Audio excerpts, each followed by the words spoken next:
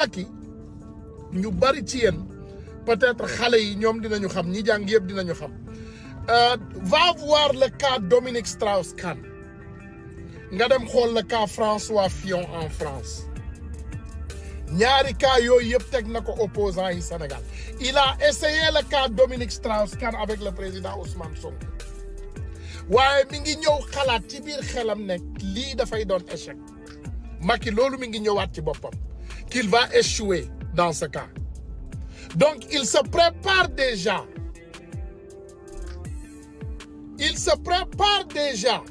moom mi ngi préparé wu déjà pour au pur mu indiwaat beneen banditisme parce qu'il a essayé le Dominique Strauss-Kahn boo leen fàttale ko boobu mooy le cas Adji Sarr xam na ne ci biir xelam loolu mi ngi nasax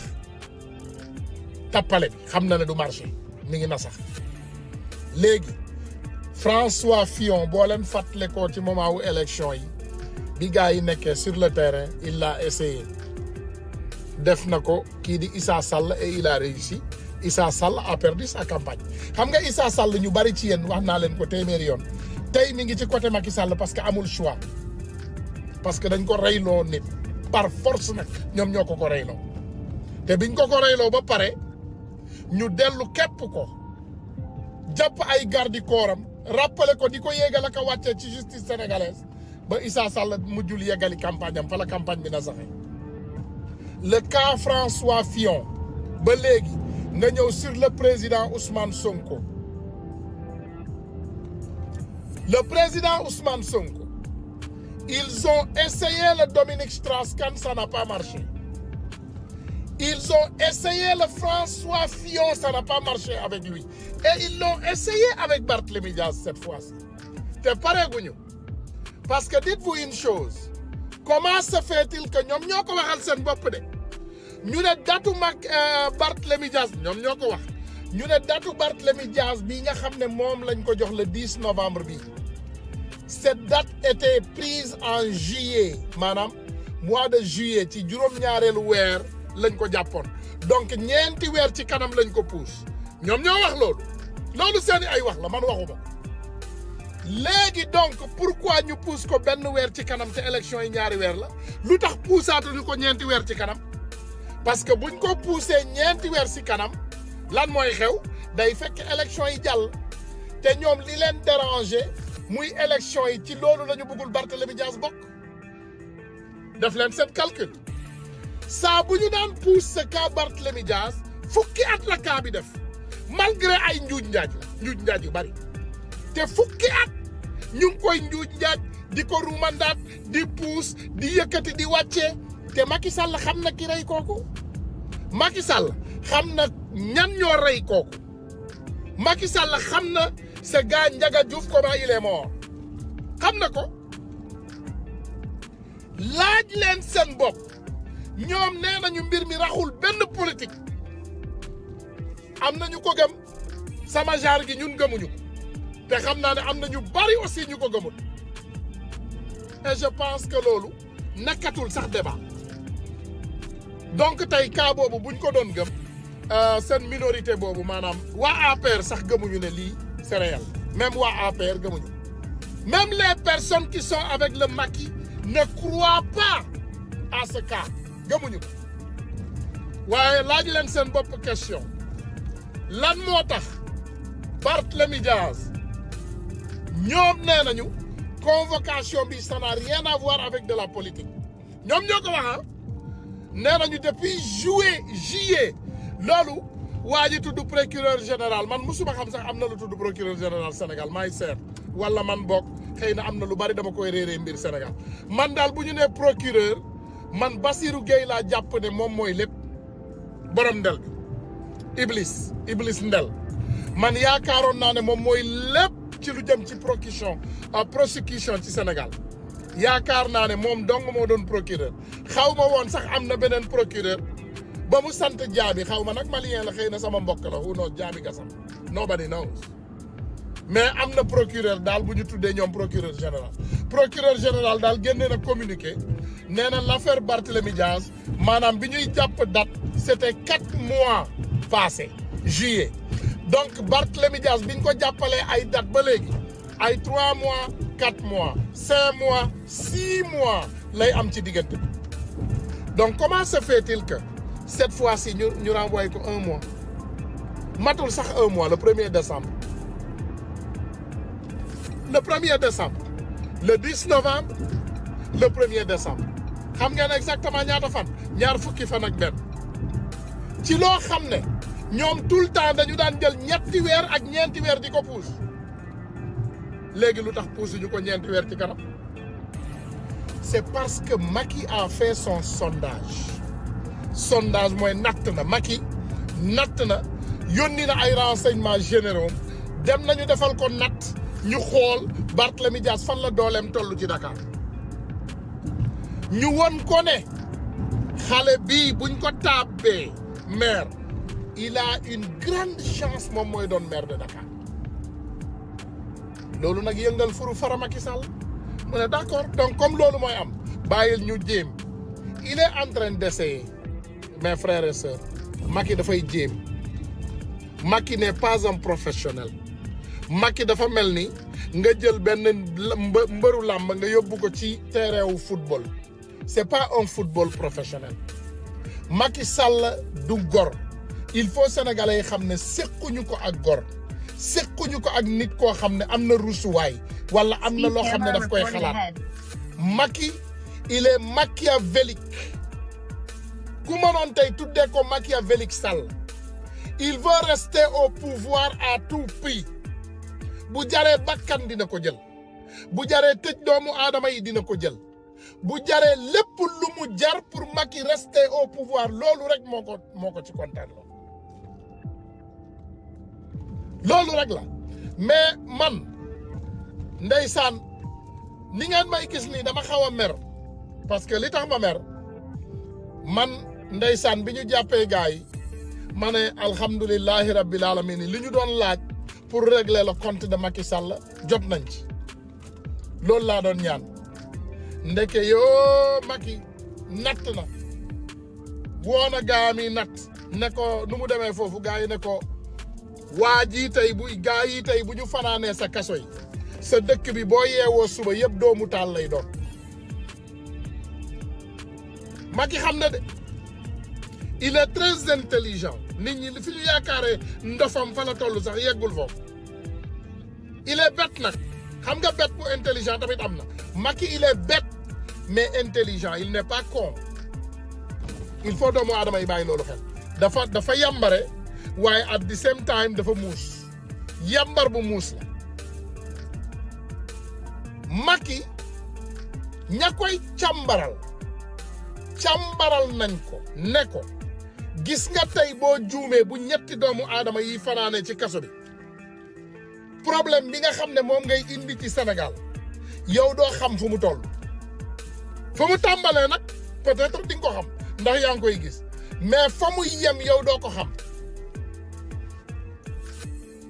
Macky daal di gaawantu lijjanti parce que bu leen fàtte ne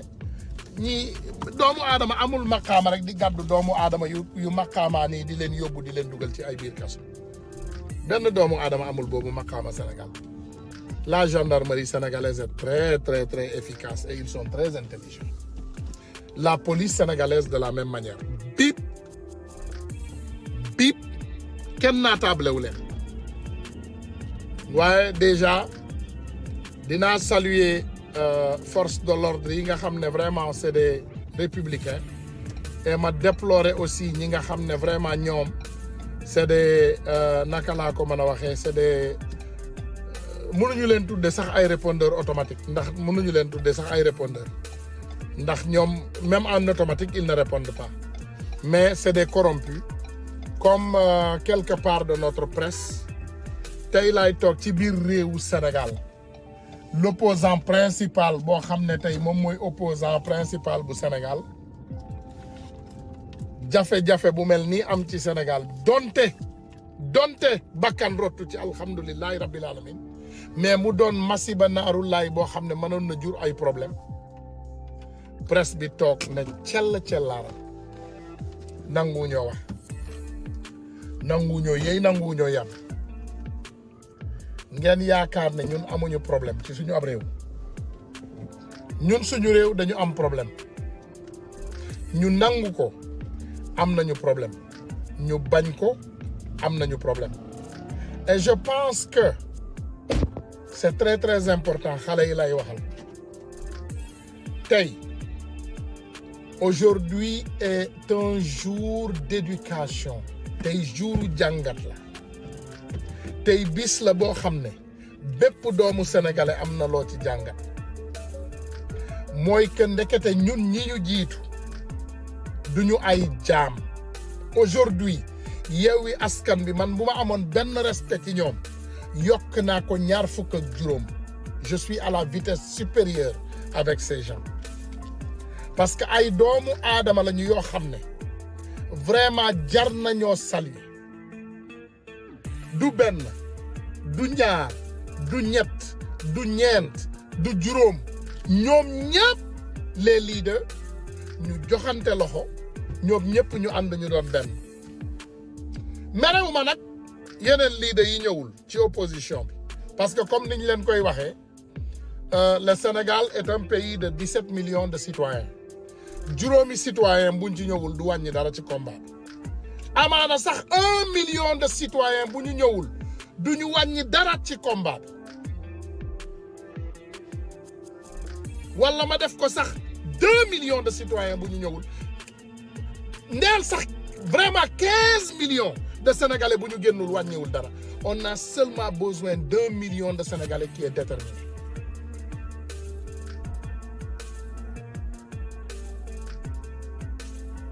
c'est ça la réalité 2 millions 1 million de Sénégalais bu déterminé rek amuñu force de l'ordre yoo xam ne mën nañoo compétir ak ñoom amuñu ko amuñu benn force de l'ordre amuñu ay force yoo xam ne mën nañoo tënk 1 million de Sénégalais may saluer nag de passage les frères patriotes que j'ai vus sur le terrain comme ni ma ko waxee Kulim Dioum j'ai vu notre frère Abdou Karim Gueye Xurum Xaax gis naa vraiment ñu bare gis naa leen fa tey vraiment ñoom ñëpp ñu génn ñu soutenir lii nga xam ne moom mooy askanu Sénégal parce que combat bi c'est pas un combat de personne c'est un combat de principe un projet la boo xam ne naa la wax dara Barthélémy Diaz il fait partir de ce projet Barthélémy Diaz il fait partir du projet qui va changer le Sénégal jël leen exemple bu ndaw rek tey amuñu woon Barthélémy Diaz on aura Abass Fall heureusement d'accord mais lan moo ñu wóor ne ils sont de la même calibre wala même vitesse lan moo ñu wóor ci loolu mën nañoo bañ a wóor waaye li ñu wóor mooy Barthélémy yor na mairie Mermoz lu yàgg il a le respect de tout le Sénégal waxuma nag suñu grand Abbas ak Déthié ak ñooñu yëpp amuñu respect sénégalais waaye ku ne ak sa gox ku nekk ak fi nga xam dégg naa sax ay nit ay quelques politiciens alimentaires yuy génn yenn saa yi ñu ne le président Ousmane Sonko nekkul candidat Dakar parce que lii parce que la ñuy inventé rek ay inventation déedéet gis nga li ma neex ci duo Ousmane Sonko ak Barthélémy Dias fiirante wuñu maanaam ku nekk dafa jox sa morom sa àq ak sa yelleef ku nekk dafa jox morom dayoo bi nga xam ne moom la toll ñu ànd ko nag ak seen grand frère Khalifa Ababacar Sall une personne qui est Amérique melo lañ koy tuddee maanaam une personne qui est très calme nit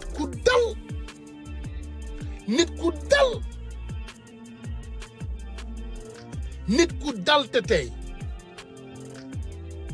Khalifa Ababacar Sall nit ku dal ànd ak sagoom te tey mu doon nit koo xam ne tey ñu bari ci yéen xamu leen ko mais nekk na vraiment naka laa ko mën a waxee benn dajalokaay boo xam ne tey ci Yewwi Askan Wi c'est extraordinaire noonu yi nag danañu yuuxu bu suba danañu yuuxu ñu ne kenn génnul dinaa leen wax dara gis nga am na benn proverbe bu ne mu ne nit ku gëmul boo wàccee naaj bi nga teg ko ci loxoom droite nga wàccee weer bi nga teg ko ci loxoom gauche nga ne ko ndax am na naaj am na weer daf lay ne dara amul. donc ñii nga xam ne ñoom la ñuy jëflanteel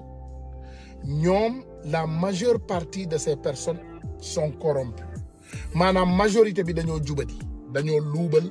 nekk ci ay tàppale nekk ci ay caay-caay nekk ci ay problèmes yu dul jeex.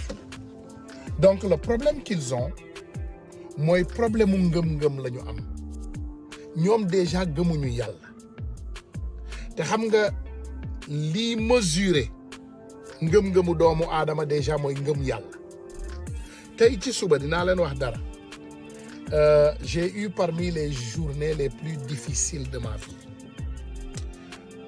parce que je sais qu'on est face à un Machiavel et on a tous nos leaders maanaam tey li ñuy ne bul def say nen yëpp don't put all your eggs in one basket tey dama gis opposition bi Yewwi Askan bi dañu def suñuy nen yëpp ci benn panier donc fi ma toogoon dinaa leen wax ne nekkuma ci terrain bi ak yéen de waaye li ma souffrir nekkoon ci terrain bi moo ma ko gënal parce que au moins en ce moment je serai en paix mais ngay xalaat bu ñu gaañ sa rak ngay xalaat bu ñu gaañ sa mag ngay xalaat bu ñu gaañ sa leader ngay xalaat bu ñu gaañ ki nga bëgg. ndeysaan sama yaay ba ñu jàppee Ousmane Sonko moom dafa sukk di ñaan rek moom li mu doon ñaan nee na mañ la doon bañ ma xam ci diggante bi wala sax peut-être ma am cardiaque parce que tout simplement xam na nit ku nekk ak ki nga bëgg ak fi mu toll ci yow. waaye wax naa leen ko avant nee naa leen man li ma intéressé c'est le Sénégal sama mbëggeelu Ousmane Sonko jéemuma koo mesurer mais li ma intérêt mooy Sénégal te ma xam ne Sénégal Ousmane Sonko rek mënu koo defar benn nit mënta defar réew il a besoin de support. Ousmane Sonko keroog bu jëlee réew mi lañ koy gën a soxla la ñuy gën a soxla ñun keroog bu ko yàlla joxee réew mi ci lay gën a soxla taxawaayu sénégalais. parce que xam ngeen Thomas Sankara le jeune panafricain le jeune patriote panafricain ba mu jëlee nguur lañ ko rey kenn reyu ko avant muy jël nguur xam leen loolu kañ lañ ko rey ba mu jëlee nguur donc Ousmane Sonko bu nekkee ci boppu nguur ci la ñuy gën a soxla que balaa sax muy yéeg ci nguur gi donc dama ne nanu jàppale suñu jeunes yi te Barthélémy Diaz billahi bu ma xoolee complément wu Barthélémy Diaz ak Ousmane Sonko dafay mel ni moteur ak huile xam nga moteur mënta dox sans huile moteur mënta dox sans mu am huile